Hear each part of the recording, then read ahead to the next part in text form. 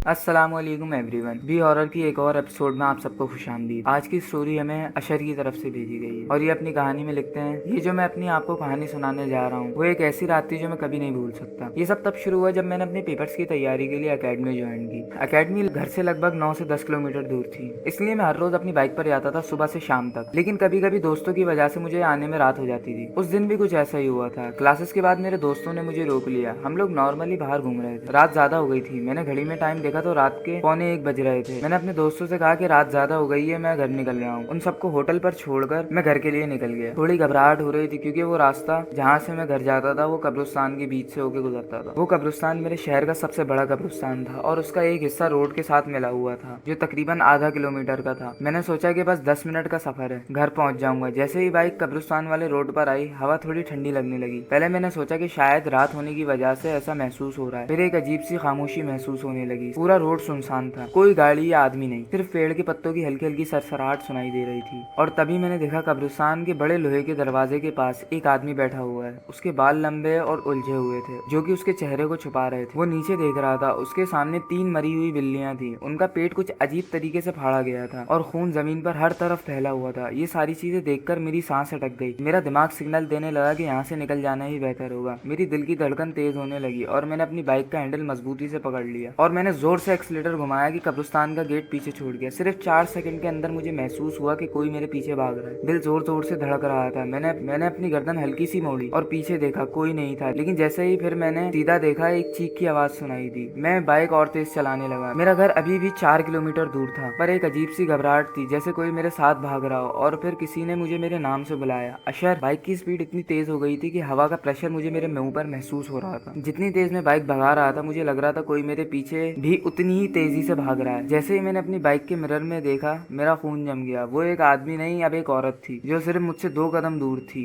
उसका चेहरा इंसानों जैसा नहीं था, लेकिन आंखें बिल्कुल सफेद थी, बिना किसी स्याही के। मुंह खुला हुआ है जैसे चीख मार रही हो, लेकिन आवाज नहीं निकल रही। उसके हाथ इतने लंबे लग रहे थे जैसे बस वो मुझे पकड़ने ही वाली हो। एकदम बाइक का हैंडल तेजी से हिलने लगा, जैसे किसी ने जोर से झटका दिया हो। मुझे लग रहा था मैं गिर जाऊंगा, पर मैंने अपनी बाइक को कंट्रोल कर लिया और जोर से ग्रिप मजबूत की और कब्रिस्तान को क्रॉस कर लिया। एकदम से सब कुछ खामोश हो गया, हवा भी रुक गई। मुझे नहीं पता वो 4 किलोमीटर का सफर मैंने 2 मिनट में कैसे कवर कर लिया, लेकिन हर मोड़ पर लग रहा था कि अभी भी कोई मेरे पीछे भाग रहा है। मैंने फिर दोबारा पीछे देखने की हिम्मत नहीं की। जब मैं अपनी गली के अंदर दाखिल हुआ तो मेरा दिल इतना जोर जोर से धड़क रहा था जैसे सीने से निकल कर गिर जाएगा। मैंने अपने घर का दरवाजा जोर से खोला और बाइक एक कोने में खड़ी कर दी और सीधा अंदर दौड़कर लाउंज में जा गिरा। सांस फूली हुई थी, हाथ कांप रहे थे। अम्मी ने देखा तो घबरा गई, बेटा क्या हुआ? लेकिन मैं बोल नहीं पा रहा। उस पूरी रात अम्मी ने कुरान की तिलावत की और मुझे किसी तरह सुला दिया। हर दफा जब मैं अपनी आंख बंद करता तो उसी औरत का चेहरा मेरे सामने आ जाता। मुझे 1 हफ्ता लगा था इस सारी चीजों से रिकवर करने में और आज इस हादसे को 2 साल हो गए हैं। अल्लाह का शुक्र है मैं अब बिल्कुल ठीक हूँ। लेकिन उस हादसे के बाद मैं कभी फिर से